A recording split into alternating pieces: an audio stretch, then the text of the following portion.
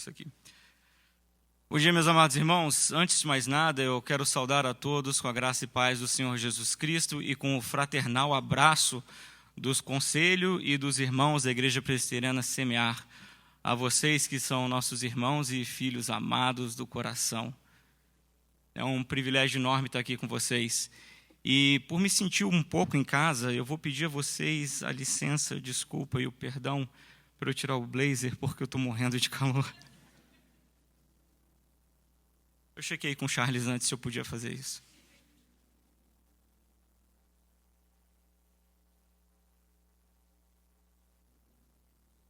Pronto, mais à vontade. Eu, pensando na pregação aqui com vocês, eu vou me acertar com isso aqui em um minuto. Como nós somos igrejas que trabalham com sermões em série, e eu sei que vocês acabaram de encerrar uma série, me foi dado o desafio pelo reverendo Mateus estar aqui com vocês nessa manhã.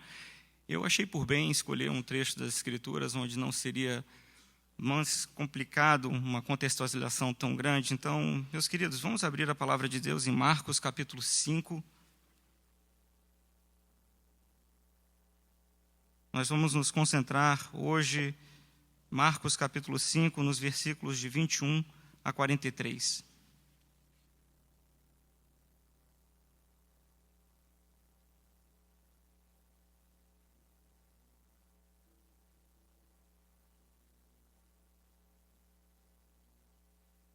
Evangelho de Marcos, capítulo 5, nós vamos ler dos versículos 21 a 43. Acompanhe atentamente a leitura da palavra do Senhor, é um trecho um pouco longo, mas vá prestando atenção como o Senhor Jesus Cristo trata especificamente Jairo e a mulher. A gente vai falar bastante sobre isso hoje. Diz assim a palavra de Deus: Tendo Jesus voltado no barco para o outro lado, afluiu para ele grande multidão, e ele estava junto ao mar. Eis que se chegou a ele um dos principais da sinagoga, chamado Jairo, e vendo-o, prostrou-se a seus pés e insistentemente lhe suplicou: Minha filhinha está à morte, vem, impõe as mãos sobre ela para que seja salva e viverá. Jesus foi com ele, e grande multidão o seguia comprimindo. Aconteceu que certa mulher, que havia 12 anos, vinha sofrendo de uma hemorragia e muito padecer à mão de vários médicos, tendo despendido tudo quanto possuía, sem, contudo, nada aproveitar. Antes, pelo contrário, indo a pior, tendo ouvido a fama de Jesus, vindo por trás dele e por entre a multidão, tocou-lhe a veste. Porque dizia: se eu apenas lhe tocar as vestes, ficarei curada. E logo se lhe estancou a hemorragia, e sentiu no corpo estar curada do seu flagelo. Jesus, reconhecendo imediatamente que dele saíra poder, virando-se no meio da multidão, perguntou: Quem tocou nas vestes? Responderam-lhe seus discípulos: Vês que a multidão te apertas, e dizes: Quem me tocou? Ele, porém, olhava ao redor para ver quem fizera isto. Então, a mulher, atemorizada e tremendo, cônscia do que nela se operara, veio, prostrou-se diante dele e declarou-lhe toda a verdade. E ele lhe disse: Filha, a tua fé te salvou. Vai-te em paz e fica livre do teu mal. Falava ele ainda quando chegaram alguns da casa do chefe da sinagoga, a quem disseram: Tua filha já morreu. Por que ainda incomodas o mestre? Mas Jesus, sem acudir a tais palavras, disse ao chefe da sinagoga: Não temas, crê somente. Contudo, não permitiu que alguém o acompanhasse, senão Pedro e os irmãos Tiago e João. Chegando à casa do chefe da sinagoga, viu Jesus o alvoroço, os que choravam e os que pranteavam muito. Ao entrar, lhes disse: Por que estáis em alvoroço e chorais? A criança não está morta, mas dorme. E riam-se dele. Tendo ele, porém, mandado a sair a todos, tomou o pai e a mãe da criança e os que vieram com ele, e entrou onde ela estava. Tomando-a pela mão, disse: Talitá cumi, que quer dizer: Menina, eu te mando, levanta-te. Imediatamente A menina se levantou e pôs-se a andar, pois tinha 12 anos. Então ficaram todos sobremaneira admirados. Mas Jesus ordenou-lhes expressamente que ninguém o soubesse e mandou que dessem de comer à menina. Até aqui a palavra de Deus. Vamos orar? Pai, estamos diante da Tua palavra. Abre os nossos corações, acalma as nossas mentes, faz-nos enxergar o Teu Santo Filho, o nosso Redentor, o nosso Consolador. É no nome dele que oramos. Amém. Eu queria que você começasse nessa manhã fazendo um exercício de imaginação. Imagina a seguinte cena: um grupo de amigos a caminho de uma fornalha, sem nada que eles possam fazer para evitar este derradeiro fim de uma fornalha. Eles vão morrer. Eles nada podem fazer para se salvar da ardente fornalha de fogo. Você conhece essa história, não conhece? Você sabe exatamente quem são esses amigos. Vai lá, fala para mim o nome deles. Isso, Buzz, Woody e a Jessie. É claro que eu estou falando de Toy Story 3, gente. Você já deve ter visto esse filme, eu tenho certeza que é uma série muito conhecida pela maioria de vocês. Para quem não conhece, Toy Story é uma série de filmes brilhante, feito pela Pixar, que hoje é Disney. É um filme que é um dos poucos filmes, se eu não me engano, 3 apenas na história, que desenhos animados foram indicados ao Oscar de melhor filme. E foi o primeiro filme da história a passar a barreira de $1 bilhão de arrecadação. Filme fantástico, uma série que mostra a história desses brinquedos. O que acontece com os brinquedos quando as crianças não estão por perto brincando com eles. Os brinquedos ganham vida, eles interagem, falam, eles fazem muitas peripécias. E no terceiro filme da série, é interessante notar que o dono dos brinquedos, o Andy, ele já não é mais um garoto. Ele está indo para a faculdade. E ele tem que tomar uma difícil decisão. Ele leva ou não leva os brinquedos favoritos dele para a faculdade. E ele decide levar. Ele fala, não, vou levar, eu não consigo viver sem o meu Woody, o meu Buzz, a minha Jessie e tal. Vou levar todos eles. Só que numa confusão tremenda, ao invés dos brinquedos pararem na porta-mala do carro deles para ir para a faculdade, eles vão parar num saco de lixo. E aí, numa série de confusões, esses brinquedos passam um filme inteirinho tentando voltar para o seu querido, amado dono Andy. E nessa tentativa, os brinquedos se veem numa esteira cercado de lixo, rumo a um incinerador. Morte certa, sem nada que eles pudessem fazer para escapar da morte. Meus irmãos, no texto dessa manhã, nós vamos ver o nosso Senhor Jesus Cristo lidando com o sofrimento e a morte. 2 histórias completamente entrelaçadas, a de Jairo e a da mulher. E eu quero chamar a sua atenção para ver como o nosso Senhor Jesus trata com o sofrimento e a morte. Porque nessa manhã, eu quero que você entenda, nós vamos aprender que nesse mundo nós passaremos por sofrimento e pela morte. Mas Jesus Cristo, Ele nos garante vida. É isso que nós vamos aprender hoje de manhã nessa passagem. Que apesar de passarmos por sofrimento e morte neste mundo quebrado, o nosso Redentor, Senhor Jesus Cristo, nos garante vida. Nós vamos ver isso em 3 pontos. Em primeiro lugar, nós vamos ver que Jesus Cristo tem poder sobre a morte. Depois nós vamos ver que Jesus já alivia a nossa dor e o nosso sofrimento neste mundo quebrado. E, em último lugar, nós vamos ver que quando nós temos a nossa fé em Jesus, aí sim encontramos vida. Simples assim. Vamos ver que nesse mundo passaremos por sofrimento e dor, mas Jesus Cristo nos garante vida. Vamos lá, em primeiro lugar, vamos ver que Jesus Cristo ele tem poder sobre a morte. Nesse capítulo 5, aliás, até agora nesse livro de Marcos, à medida que o Messias vem se apresentando ao mundo e as pessoas vão passando a conhecer quem é Jesus Cristo, ele opera sinais e milagres, maravilhas. Se você passar um pouquinho atrás desse trecho que nós lemos, você vai ver que Jesus, primeiro no meio do barco, no meio da noite no barco, acalma uma tempestade.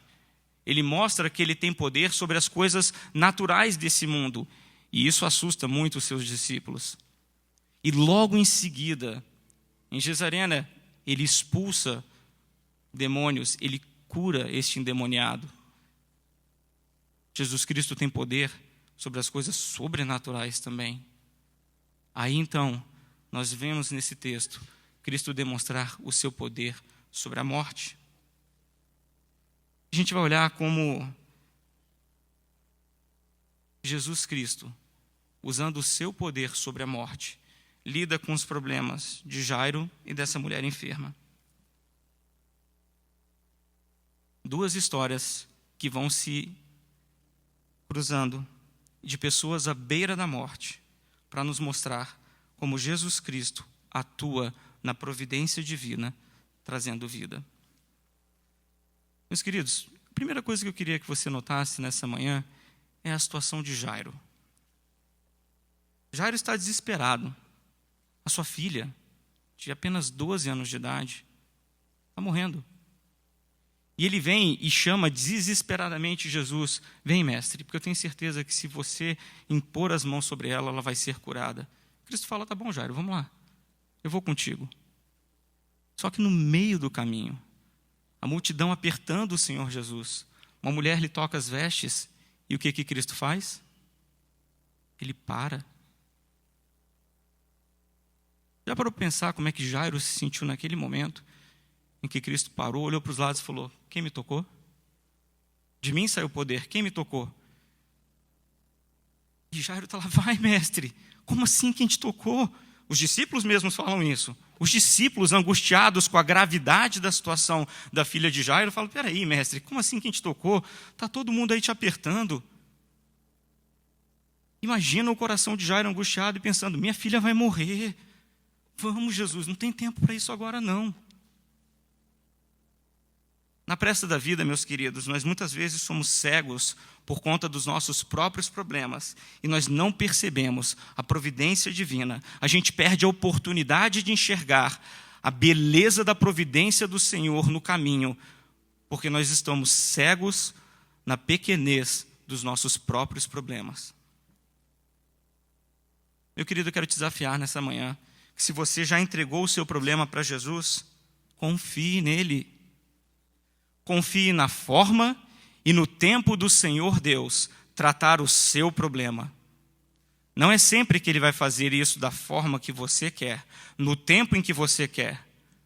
Jairo tinha um problema, ele levou esse problema ajoelhado aos pés do Senhor Jesus. Cristo sabe exatamente do que Jairo precisa. Cristo tem a solução para o problema de Jairo.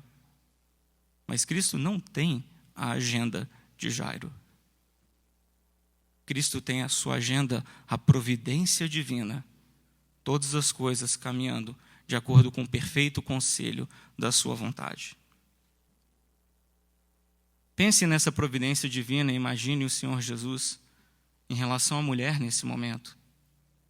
Era uma grande multidão. Eram muitas pessoas ao redor de Jesus. E a multidão comprimia e apertava a Cristo. Você já imaginou a situação? Os discípulos tentando ser segurança, privado, armados, fazendo cordão de isolamento ao redor de Jesus, e aquela galera toda tentando enfiar os braços por entre os discípulos para chegar: mestre, mestre, olha eu aqui. E Cristo permite que a multidão o comprime e aperte, para que aquela mulher possa se achegar a Ele. Jesus sabe dos sofrimentos do nosso coração. Ele sabe aquilo que te aperta e dói. E Ele permite a você, meu querido, acesso a Ele. Mesmo que outras circunstâncias ao teu redor tentem impedir, Cristo permite que você tenha acesso direto a Ele. Agora pensa uma outra coisa interessante. Você acha que aquela mulher era a única enferma daquela multidão? A fama de Cristo era grande já. Ele tinha expulso aquele endemoniado, ele tinha acalmado a tempestade. As pessoas já começavam a se achegar a Cristo por conta dos sinais e milagres. Você acha que realmente aquela mulher era a única enferma naquela multidão? Mas entenda, meu querido, que apesar disso, ela era a única eleita para a libertação naquele dia. De uma grande multidão que cercava o Senhor Jesus, ela tinha sido escolhida por Ele para a libertação e vida naquele dia. Na providência, meus queridos, Cristo se faz acessível àqueles que Ele deseja salvar. Cristo se faz acessível àqueles que Ele deseja salvar. Jesus demonstra, então, o seu poder e autoridade sobre a morte. Acompanhe comigo os versículos 29, 41 e 42. Versículo 29, e logo se lhe estancou a hemorragia, e sentiu no corpo estar curada do seu flagelo. 41 e 42. Tomando-a pela mão, disse, Talitá cumi, que quer dizer, menina, eu te mando, levanta-te. E imediatamente a menina se levantou e pôs-se a andar, pois tinha 12 anos. Então ficaram todos sobremaneira admirados. Imediatamente. O sangramento parou. Imediatamente. A menina se levantou. Ah, meus irmãos, ao poderoso comando do Senhor Jesus Cristo, a morte é vencida com uma só palavra. Que poder! Em 2012, no Grande Prêmio de Abu Dhabi de Fórmula 1, aconteceu uma das cenas de vergonha alheia mais impressionantes na história. Para mim, eu sou fã de Fórmula 1, gente, eu amo esse negócio, eu gosto demais. E o Grande Prêmio estava acontecendo ao vivo. E um piloto, o Kimi Raikkonen, o homem de gelo, que ele é mesmo, calculista, calmo, frio, ele estava disputando a liderança da prova. Ele tinha grandes chances de vencer a corrida. E num certo momento da prova, ele estava atrás de um retardatário, que era muito mais lento do que ele. E isso estava trazendo graves riscos de comprometer o andamento dele na prova e poderia tirar dele a vitória. Então, o seu engenheiro-chefe. O engenheiro-chefe é uma pessoa que fica lá no box e que tem zilhões de computadores à sua disposição, monitores, todo tipo de estatística e dado, fazendo projeções do andamento da prova, do ritmo de prova do piloto, para saber como é que vai ser o resultado. E o engenheiro-chefe entra desesperado no rádio e começa a passar ordem após ordem para Kimi. Kimi tem que fazer isso. Kimi tem que fazer aquilo. Kimi tem que passar esse cara logo. Kimi não sei o quê. E aí, finalmente, o Kimi Raikkonen responde. E sabe o que ele disse? Just leave me alone. I know what I'm doing. Me deixe em paz. Eu sei o que eu estou fazendo. Isso entrou ao vivo no rádio, gente. Vergonha alheia desse chefe de equipe, coisa horrível. Ele dando ordens, e o seu subordinado fala o que para ele? Me deixa em paz, cara, eu sei o que eu estou fazendo. Graças a Deus, as ordens do nosso Senhor Jesus Cristo são perfeitas. Ele é todo poderoso, que nem mesmo a morte jamais vai poder dizer, me deixe em paz. Eu sei o que eu estou fazendo. Não. Na sua providência, Jesus Cristo tem as suas ordens que são inquestionáveis e irresistíveis, até mesmo sobre a morte.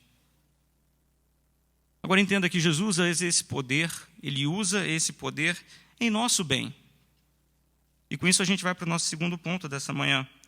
Jesus já alivia o nosso sofrimento neste mundo quebrado. Jairo e a mulher, elas sofriam. Jairo pela dor da sua amada filha de 12 anos, mortalmente doente, e a mulher por sofrer uma dor incurável. Veja que Jairo é um homem angustiado, tão angustiado ao ponto de que um chefe de sinagoga, alguém que tinha um cargo administrativo e um renome, uma certa importância na hierarquia judaica daquele momento, se lança aos pés de Cristo, se humilhando aos pés do Senhor Jesus. Aquela mulher, ela quase não existe mais. Ela vem definhando ao longo desses 12 anos com a sua doença.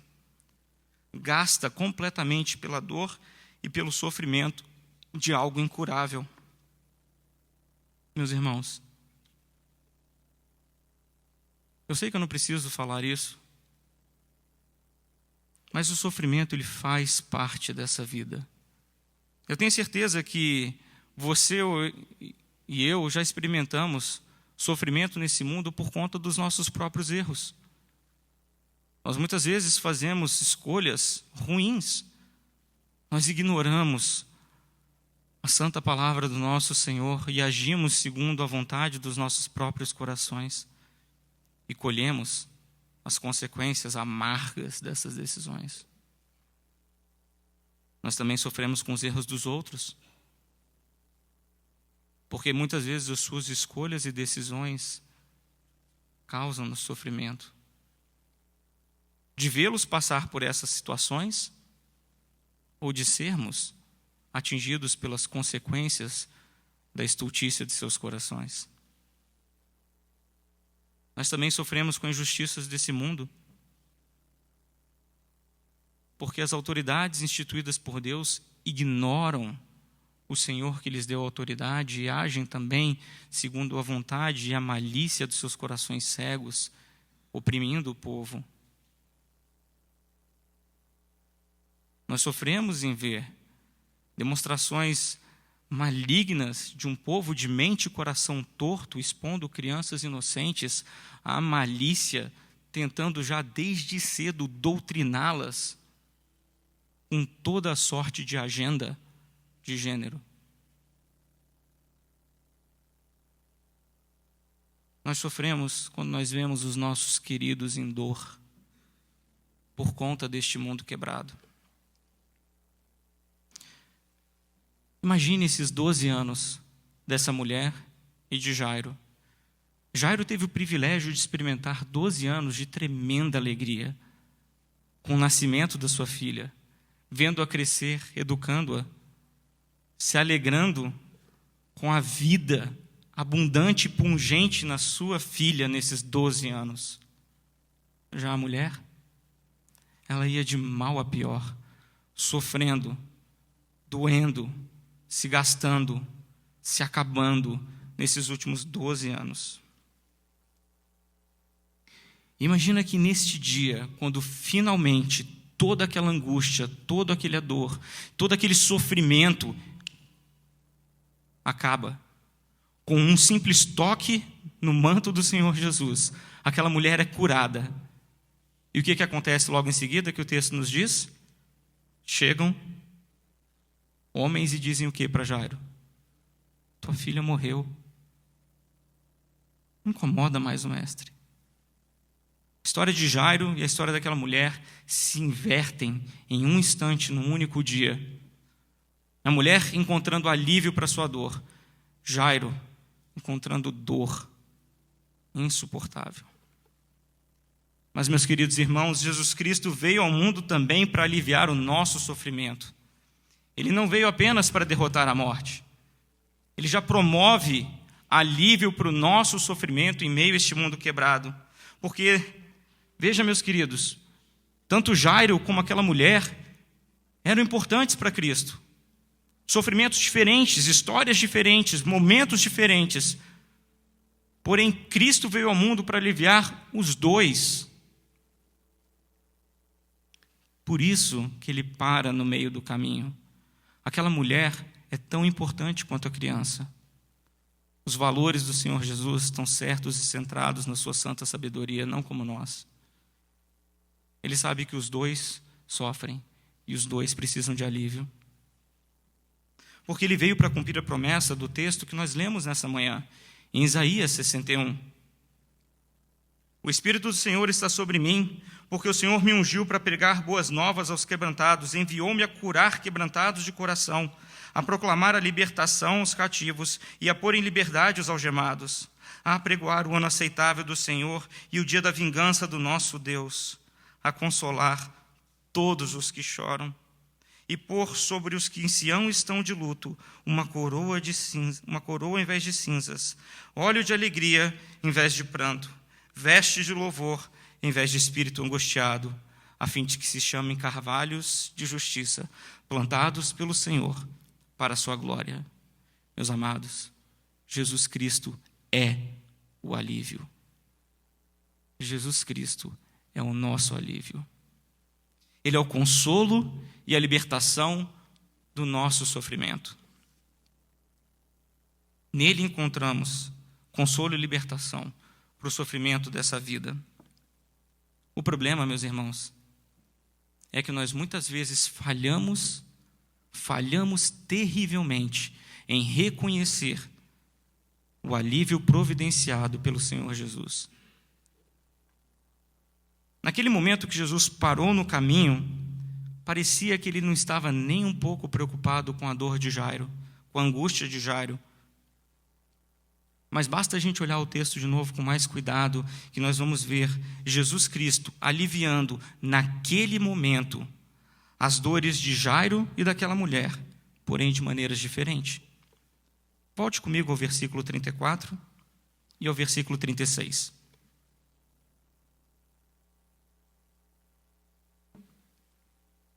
Versículo 34. E ele lhe disse: filha, a tua fé te salvou. Vai-te em paz e fica livre do teu mal. Versículo 36.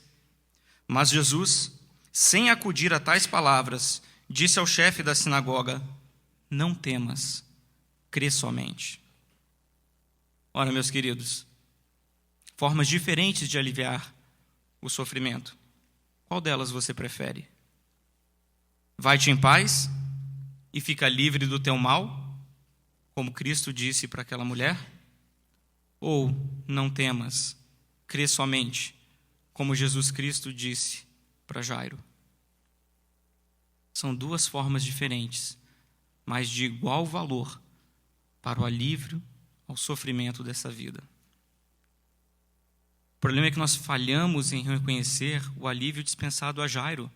A gente só quer ouvir a frase: vai-te em paz, fica livre do teu mal. Nesse nosso mundo pragmático, que só sabe reconhecer a cura como solução definitiva dos males, o homem tende a estar cego para o alívio providenciado por Cristo, quando ele diz: não temas, crê somente. Nem sempre, meus queridos, nem sempre nós seremos completamente libertos dos sofrimentos e das dores deste mundo quebrado, até antes da morte. Alguns sofrimentos poderão nos acompanhar até o leito da morte. Mas entenda, eles não são de se comparar com a presença encorajadora e graciosa de Jesus em nossas vidas, dizendo para você todos os dias: não tema, crê somente.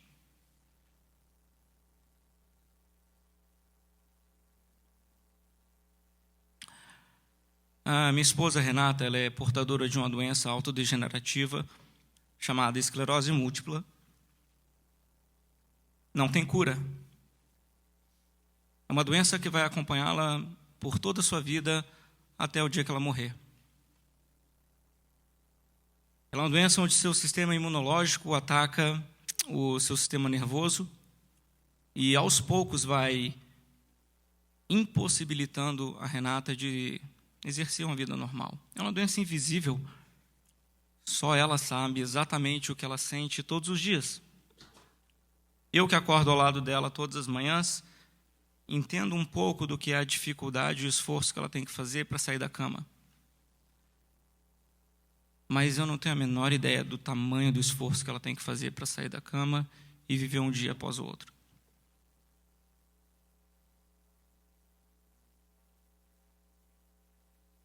Que resposta nós, como fiéis dispenseiros do Evangelho, temos para uma pessoa que passa por um sofrimento como esse?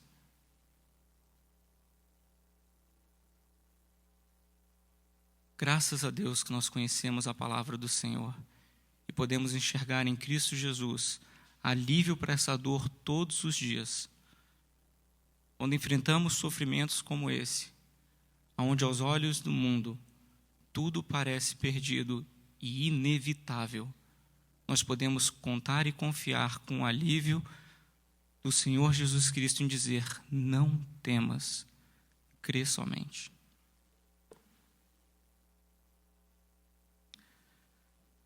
Meus irmãos, em face à morte e à dor, o Senhor Jesus Cristo tem muito mais a oferecer para nós do que somente alívio enquanto vivemos nesse mundo quebrado. Ele é o único que pode nos oferecer vida. Por isso, no terceiro ponto nessa manhã, nós somos desafiados pela palavra de Deus a depositarmos a nossa fé no nosso Senhor Jesus Cristo. Veja o que aconteceu com Jairo toda a sua vida. Ele era um homem de fé, presente regularmente nos serviços na sinagoga. Ele acreditava em Deus. E eu tenho certeza no meu coração que quando sua filha começou a ficar doente, ele levou ofertas, ele fez aquilo que ele sabia por bem de fazer, em buscar em Deus alguma solução, buscar na sua fé alguma solução para esse problema. Mas entenda que os meros rituais, sem um coração quebrantado, de nada valem a presença do Senhor. Jairo provavelmente depositou a sua fé na sua religião, talvez até mesmo na crença comum aos fariseus daquela época, que eles eram bons, que eles eram cumpridores da lei de Deus e merecedores da graça divina.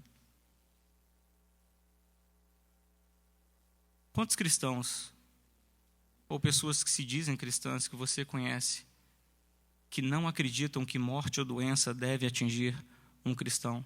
Ele simplesmente fala que você tem que romper em fé, ir lá no sobrenatural e proclamar a vitória sobre essa doença, sobre esse sofrimento, sobre esse problema. As pessoas estão depositando sua fé na sua religiosidade e em si mesmas, e não encontrarão solução ali. Veja o versículo 26.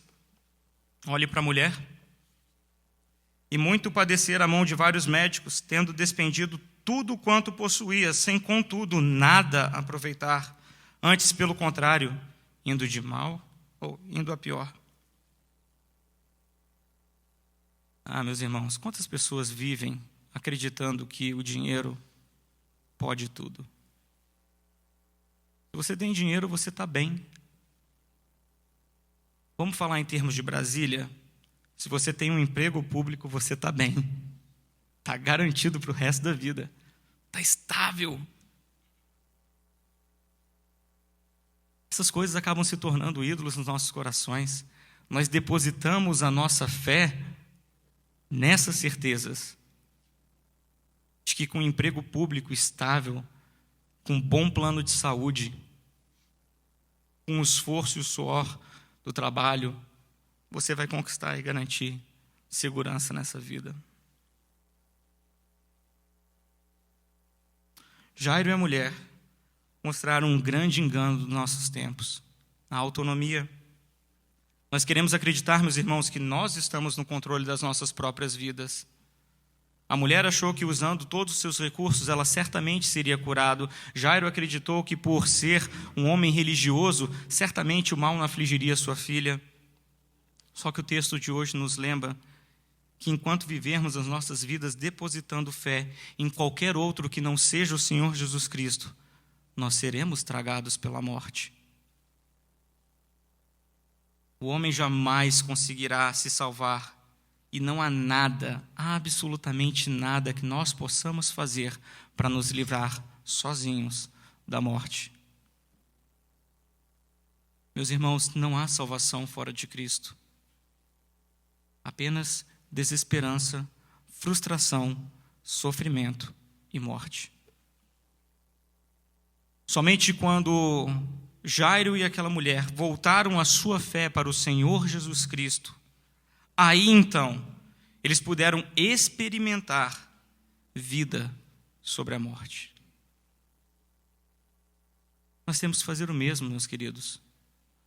Somente quando nós depositarmos a nossa fé em Jesus Cristo, daí sim nós seremos verdadeiramente libertos da morte.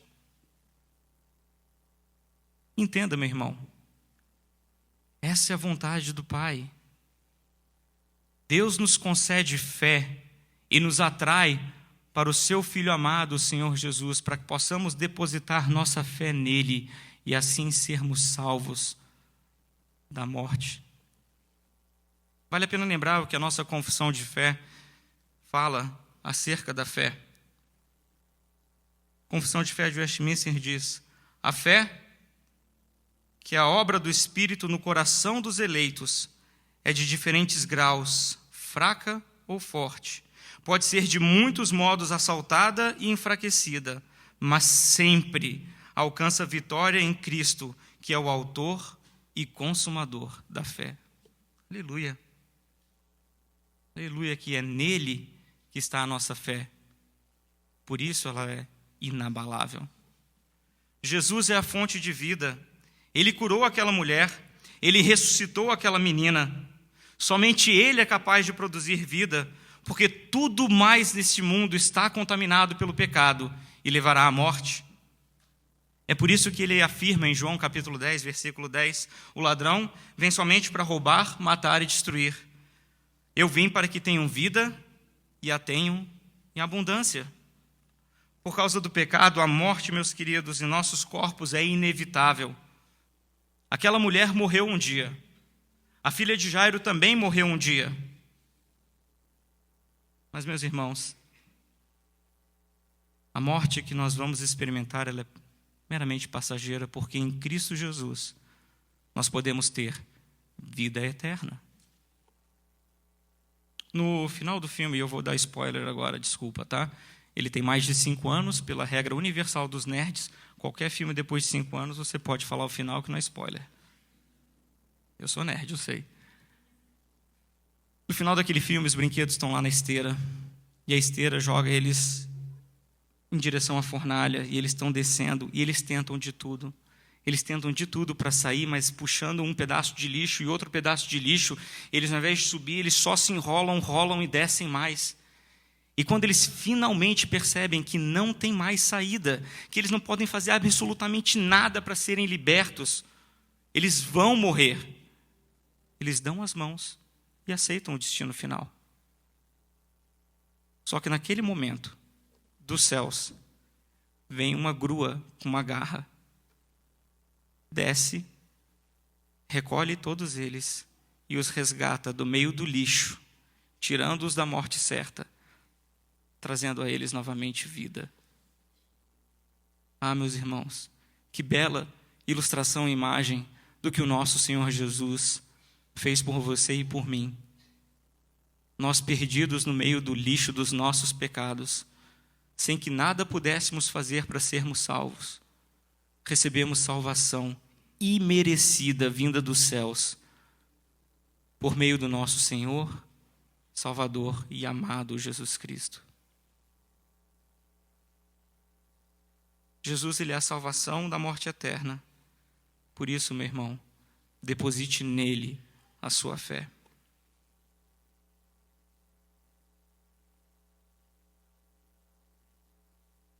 Hoje nós vimos que nesse mundo nós passaremos por sofrimento e morte, mas que Jesus Cristo nos garante a vida. Vimos que ele nos garante a vida porque ele tem poder sobre a morte. Vimos também que ele já alivia o nosso sofrimento ainda enquanto neste mundo quebrado vivemos. Por isso nós devemos depositar a nossa fé nele, porque nele certamente desfrutaremos vida eterna. Por isso a palavra de Deus nos ensina então a depositarmos a nossa fé nele. A vida que Jesus Cristo nos concede é eterna, e nós dela já desfrutamos aqui neste mundo. Por isso, meus irmãos, eu quero encerrar com as palavras do nosso Senhor como encorajamento para você nessa manhã, quando ele afirmou em João 16, versículo 33, no mundo passais por aflições, mas tende bom ânimo, eu venci o mundo. Vamos orar? Obrigado, amado Pai, pela providência do Senhor, que na Tua graça o Senhor nos enviou do céu salvação em Cristo Jesus, para nos libertar da morte eterna e nos trazer para o Teu reino de maravilhosa luz e vida, e para que também, em meio às lutas e provações deste mundo quebrado, nós pudéssemos encontrar em Cristo, já agora, o alívio para o nosso sofrimento e dor. Fortalece os nossos corações nessa manhã, Senhor. Faz com que os nossos olhos estejam firmes no nosso Salvador. Não nos deixa, Senhor, desviar dele. Enche-nos de esperança no coração. Faça-nos reconhecer o alívio que ele já nos traz hoje, Senhor.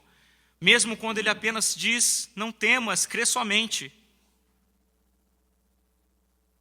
Fortalece os nossos pés em Cristo, para que nós possamos continuar a glorificar o teu santo nome dia após dia, até o bendito dia em que, livres de uma vez por todas de todo sofrimento e dor, nós a uma só voz louvaremos o teu santo e bendito nome, em nome de Jesus.